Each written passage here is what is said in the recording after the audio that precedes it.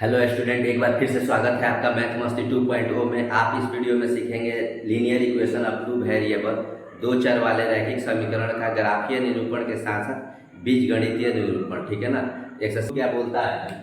Cricket की team के एक कोच ने ₹3900 यानी कि 3900 में 3 बल्ले तथा 6 गेंदें खरीदी। बाद में उसने एक और बल्ला तथा उसी प्रकार के 3 गेंदें खरीदी। एक और बल्ला और 3 गेंद बाद में खरीदा, ₹1300 में खरीदी। इस स्थिति को बीजगणितीय रूप तथा ज्यामितीय रूपों में व्यक्त करना है। ठीक है, हम अब इसे सॉल्व करते हैं। कुछ इस प्रकार से कह रहा है कि क्रिकेट की टीम के एक कोच ने ₹3900 में 3 बल्ले। ठीक है, तो हमने पहले माना बल्ला बराबर x, बल्ला को x मान लिया तथा गेंद को हमने y मान लिया, गेंद बराबर y। ठीक है, अब कहता है 3 बल्ले तथा 6 गेंदें खरीदी। प्रश्न से क्या कह रहा है? पहले क्वेश्चन से ये आसान क्वेश्चन है। 3 बल्ला, बल्ला कितना है? x है, तो 3x इसको हम लोग कर लेंगे, 3 बल्ला हो जाएगा मूल्य। अच्छा, यहाँ पे हम लोग को क्या लिखना होगा? माना कि बल्ला का मूल्य इस प्रकार से, क्योंकि ये मूल्य दिया हुआ है, बल्ला का मूल्य बराबर x और गेंद का मूल्य बराबर y। इस प्रकार से हम लोग मूल्य लिखेंगे। मूल्य दिया हुआ है, संख्या नहीं दिया हुआ है। संख्या तो दिया ही है, क्लियर संख्या लिखा हुआ है। तो 3x यानी कि जो x मूल्य है 3 बदले का, तो 3 गुना हो जाएगा। अगर ₹1 होगा तो 3 में गुणा करेंगे, ₹3। अगर ₹5 का बदला मिल रहा है तो 5 में 3 से गुणा करेंगे, ₹15 का 3 बदला होगा। इस प्रकार से ये मूल्य है। ठीक है, और गेंद कितना खरीदा है? तो 6y बराबर कुल मूल्य कितना लगा हुआ है इसमें? 3900। ठीक है, तो ये हम लोग को पहला समीकरण एक मिल गया, इसलिए मैंने बोला था कि ये आसान है। ठीक है, आइए पुनः हम लोग देखते हैं। पुनः हम लोग देख लेते हैं। यहाँ पे पुनः हम लोग क्या करते हैं? दूसरी बार बाद में उसने एक और बल्ला तथा उसी प्रकार के 3 गेंद खरीदा। ठीक है ना, इसी प्रकार का बल्ला, एक बल्ला x प्लस क्या खरीदा है? 3 गेंद खरीदा है, 3y बराबर कितना में खरीदा है? ₹1300 में खरीदा है। तो इसको हम लोग समीकरण 2 मान लिए। ठीक है, समीकरण, चलिए यही लिखते हैं समीकरण 1 से। ठीक है, समीकरण 1 से हम क्या मान करते हैं? किसी एक को हम लोग विलुप्त करना होगा, x या y को। तो x इक्वल टू हम लोग क्या करते हैं? x इक्वल टू हम लोग पहले यहाँ से कॉमन निकाल लेते हैं, क्योंकि यहाँ पे कॉमन निकलने वाला है। 3x plus 6y equal to 3900, 3900। 3 इस सब में कॉमन निकल जाएगा। ठीक है, x प्लस 2y बराबर ये हो गया 3900। अब ये 3 इसको काट दिया। ठीक है, 3 एकम 1, 3 3 का 9, यानी कि x प्लस 2y बराबर हम लोग को क्या मिला? 1300। ठीक है, यही मिल रहा है। अब हम लोग यहाँ पे मान रखते हैं। ठीक है ना, ये मान हम लोग रखते हैं। x का मान अगर हम लोग 0 रखते हैं, x बराबर 0 रखने पर तो अब हम लोग को मान निकालना आसान हो गया। ये 0 हो गया, प्लस 2y बराबर 1300। ठीक है, तो y बराबर क्या हो जाएगा? 2 से कट गया ये 650। ठीक है, y बराबर क्या हो गया? अगर x इक्वल टू हम लोग 0 रखते हैं तो y का मान हमें कितना मिल रहा है? 650 मिल रहा है। ठीक है, इस समीकरण को हम लोग याद भी रखेंगे, क्योंकि ग्राफ पे देखने में काम आता है।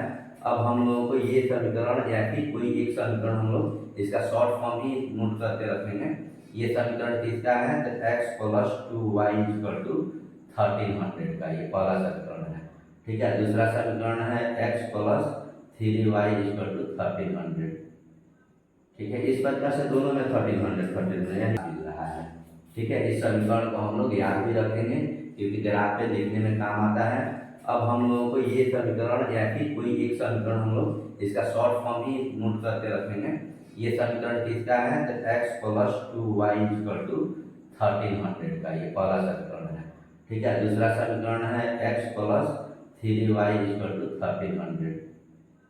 ठीक है, इस प्रकार से दोनों में 1300 यानी कि इक्वेशन, अच्छा इसमें 2 आ रहा है और इसमें 3 आ रहा है, बस इतना का अंतर है। ठीक है ना, चलिए अब दूसरे मान को हम लोग रखते हैं x इक्वल टू कुछ और मान हम लोग रख देते हैं इस इक्वेशन में।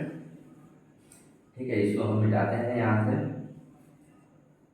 तब तक आप मान निकालते रहिए खुद से भी। x इक्वल टू, जो x पर समीकरण लिख लें, x प्लस 2y बराबर 1300।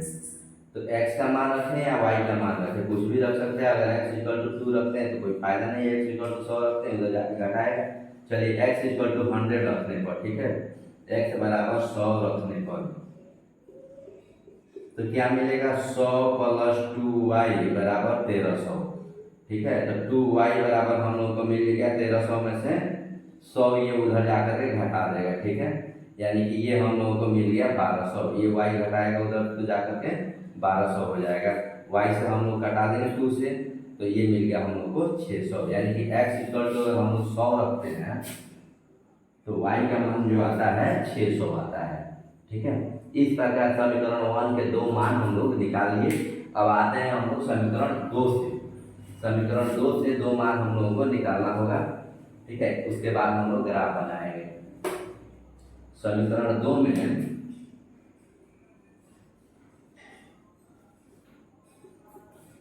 x plus 3y equal to 1300, ये समीकरण 2 का मान दिया हुआ है। अब x या y का मान हम लोग रखते हैं। समीकरण 2 में x बराबर अगर हम 0 रखते हैं तो ये नहीं घटेगा, ठीक है ना।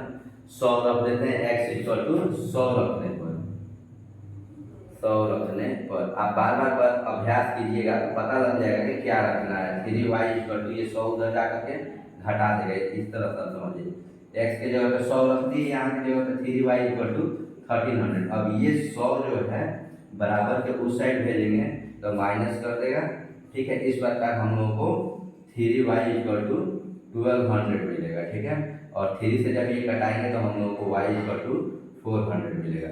यानी कि x इक्वल टू 100 रख रहे हैं तो y का मान हमें 400 प्राप्त हो रहा है, ठीक है। अब आइए समीकरण 2 में फिर से x बराबर 200 रख लेते हैं तो 1100 हो जाएगा, जो कि 3 से नहीं कटेगा, ठीक है। अगर x बराबर 400 रख लेते हैं तो 900 हो जाएगा, ठीक है। x बराबर 400 रखने पर, ठीक है, x का मान हम लोग 400 रखेंगे तो हो जाएगा 400 प्लस 3y बराबर 1300। अब ये 400 उधर जाएगा, ठीक है, तो बराबर माइनस में हो जाएगा 400। तो 3y इक्वल टू आ गया 900, y इक्वल टू 3 से 3 कट गया, 3 से 9 कट गया, 3 3 का 9, ठीक है, 300, y इक्वल टू 300। यानी कि x इक्वल टू 400 हम लोग रखते हैं तो y का मान हम लोगों को 300 प्राप्त हुआ। अब इस चीज को हम लोग को ग्राफीय रूप में भी यानी कि ज्यामितीय रूप में भी निरूपण करना है। आइए हम लोग इस चीज को डैश है, ठीक है। अब हम लोग यहाँ पे लिखेंगे एक यूनिट इक्वल टू 100। क्योंकि मान अपना बड़ा है तो हम लोग इस ग्राफ को दिखाने के लिए एक इकाई, यूनिट यानी कि इकाई अगर हिंदी में आप लिखना चाहते हैं तो लिखिएगा एक इकाई बराबर 100। यानी कि एक जो इकाई की दूरी है वो 100 के बराबर है, 100, ठीक है। हम लोग क्या करेंगे, देखेंगे ग्राफ में। पहले वाले ग्राफ में कह रहा है x इक्वल टू, अगर हम लोग 0 रखते हैं पहले वाले समीकरण के अनुसार x इक्वल टू 0 तो y का मान 650 है। 600 यहाँ है और 700 है, तो 50 दिखाने के लिए बिल्कुल बीच में हम लोग को लाना पड़ेगा और y इक्वल टू 650 हम लोग को मिल गया। यहाँ पे हम लोग लिख लेंगे 0 और 650, ठीक है। अब देखिए दूसरे वाले समय x इक्वल टू अगर 100 है, यानी कि x का मान 100 यहाँ पे है तो y का मान कह रहा है 600 यहाँ पे। अब ये संख्याएं जो बड़ी है इसको हम थोड़ी देर के लिए मिटा रहे हैं, आप इसे समझ लीजिएगा, ठीक है। क्योंकि संख्याओं को यहीं पे दर्शाना होगा एक यूनिट के बराबर, यानी कि एक कॉलम के डिस्टेंस के बराबर हम लोगों को एक पॉइंट यहाँ पर दर्शा देना होगा, ठीक है। और दर्शाने के बाद इस दोनों बिंदुओं को मिला करके अब ये बिंदुओं को लिख लेना है यहाँ पे 650, ठीक है। y का मान अगर 650 यहाँ पे है, नहीं सॉरी, y को x इक्वल टू 100 है, हमेशा पहले x का मान रखते हैं। x इक्वल टू 100 है तो y का मान 600 है, जो कि यहाँ पे 600 था, 600 है। अब इस प्रकार से ये दोनों बिंदु आई हैं, यही ग्राफ को निरूपण कर रही हैं, ठीक है। इसको हम लोग ऐसे लाइन खींच लेंगे, ठीक। अब आइए दूसरे को समझते हैं। x इक्वल टू 100 है, ठीक है, x इक्वल टू यहाँ पे 100 है तो y का मान 400, 100 200 300 400 और लगभग एक कॉलम के बाद यानी कि 100 200 300 400 का मान जो है लगभग यहाँ पर आ रहा है, ठीक है। फिर कहता है x इक्वल टू 400 है, यहाँ पर अगर x इक्वल टू 400 है तो y का मान 300 है। हम लोग को इधर नहीं भी बनाना चाहिए था, माइनस में कोई मान नहीं है तो हम लोग माइनस की चीज़ों को नहीं बना सकते थे, तो अभी भी हम लोग का ग्राफ सही हो जाता। चलिए बन गया तो कोई बात नहीं। x इक्वल टू 400 यहाँ पे है तो y का मान 300 यानी कि यहाँ पे। अब इन दोनों पॉइंट को हम लोगों को मिला देना है। यहाँ से अगर हम लोग सीधा लाए यहाँ पे कुछ यहाँ पे आ रहा है और ये 300 कुछ यहाँ पे जा रहा है, तो इस प्रकार से ये दोनों लाइन यहाँ पे मैच कर रहा है और इस प्रकार से इस ग्राफ को हम लोग खींचेंगे। ठीक है, इस प्रकार से हम लोग इस दोनों ग्राफ को खींच लेंगे। ये रेखाएं आगे की हो जाएंगी। हम लोग देख रहे हैं कि ये आपस में रेखाएं कहीं ना कहीं जा करके किसी बिंदु पर टकरा रही है। रेखाओं पे हम लोग को इसका मान लिख देना होता है x + 2y = 1300 और इसका मान जो है हम लोग लिख लेंगे क्या आया है x + 3y = 1300। ठीक है, यहाँ वाला मान हम लोगों को कितना था x = 100 और तो y = 400। ये मान हम लोगों को शो कर देना होता है ग्राफ पे x = 400 y = 300।